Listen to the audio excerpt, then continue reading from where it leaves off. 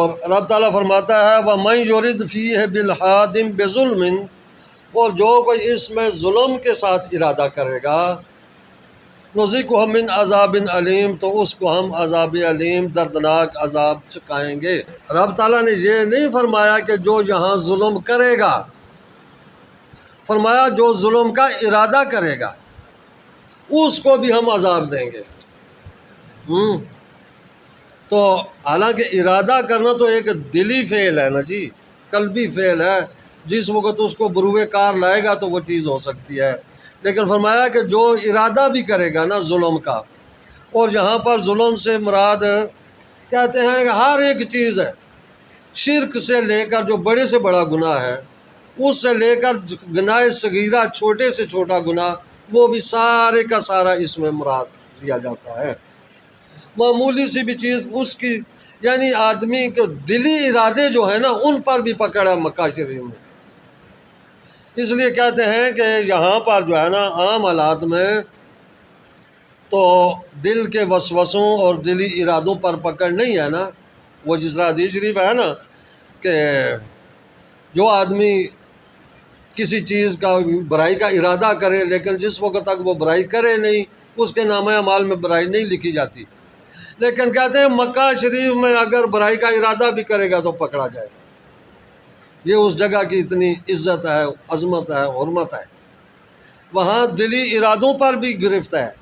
لہذا اپنے دلوں کو بھی جو ہے نا وہاں پر کنٹرول میں رکھنا ہوگا، دلی وسوسوں کو بھی، اتنی چیز ہے وہ چیز۔ اس میں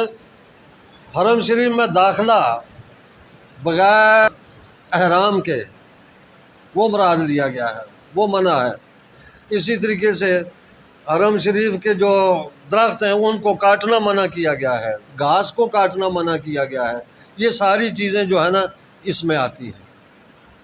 اور گھاس کے بارے میں حضور علیہ الصلوۃ والسلام نے جس وقت منع فرمایا نا تو حضرت عباس رضی اللہ تعالیٰ عنہ کی کہ یا رسول اللہ صلی اللہ علیہ وسلم ہمارے لیے ازخر گھاس جو ہے نا اس کو استثناء کر دیں، مستثنیٰ کر دیں اس کو، یعنی اس کی ہمیں اجازت دے دیں کاٹنے کی، کیونکہ وہ ضرورتیں تھیں، وہ چھتوں پر ڈالتے تھے، قبروں پر ڈالتے تھے، رنگنے کے لیے بھی اس کو استعمال کیا جاتا تھا۔ تو عرض کی کہ یا رسول اللہ صلی اللہ علیہ وسلم اس کی ہمیں اجازت دے دیں کہ ہمیں اس کی ضرورت رہتی ہے، تو ہم نے فرمایا ہاں ٹھیک ہے اس کو پھر تم کاٹ سکتے ہو، اجازت دے دی۔ اس سے یہ پتہ چلتا ہے نا کہ حضور علیہ الصلوۃ والسلام کو رب تعالیٰ نے ان چیزوں کا اختیار دیا، جس چیز کو چاہیں جائز کر دیں، جس چیز سے چاہیں منع کر دیں، اس سے منع کر دیں۔ یہ رب تعالیٰ نے حضور علیہ الصلوۃ والسلام کو اتنا مقام اور اتھارٹی دی ہے۔ ایک چیز یہ بھی ہے کہ حرم شریف کہ اس کی عظمت ہے، بیت اللہ شریف کے قدر و منزلت ہے کہ جس طرح رب تعالیٰ نے فرمایا نا ہم اس کو عذاب علیم دردناک عذاب چکھائیں گے، تو کہتے ہیں کہ جس طرح وہاں پر نیکیوں کا اجر زیادہ ہے نا، جس طرح دیجن کہ وہاں 1,00,000 نماز پڑھیں جہاں وہاں ایک پڑھیں جہاں 1,00,000 تو ثواب میں برابری ہے، وہاں آپ ایک نیکی کریں جہاں 1,00,000 نیکی کریں ثواب میں برابر ہے۔ تو کہتے ہیں کہ جس طرح 1,00,000 کا فرق ہے نا نیکی میں، اسی طرح برائی میں بھی ہے، وہاں پر آپ ایک برائی کریں تو وہ 1,00,000 برائی کے برابر ہے، اتنا اس پر پکڑ بھی ہے۔ اگر ثواب زیادہ ہے نیکی کا تو پکڑ گناہ بھی زیادہ ہے۔ اللہ تبارک و تعالیٰ کا جلال بھی اسی طرح ہے۔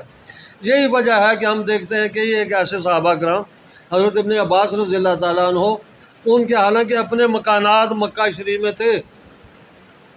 لیکن انہوں نے بعد میں جو مستقل رہائش رکھی وہ طائف میں رکھی ہے۔ طائف میں کہ مکہ شریف میں رہتے ہوئے ایک تو دلی وسوسوں پر بھی پکڑ ہے، اور دوسرا کوئی چھوٹی موٹی نافرمانی ہو جائے، کوئی گناہ کا کام ہو جائے تو اس پر پکڑ بھی زیادہ ہے، 1,00,000 کے برابر ہے۔ تو لہذا جس وقت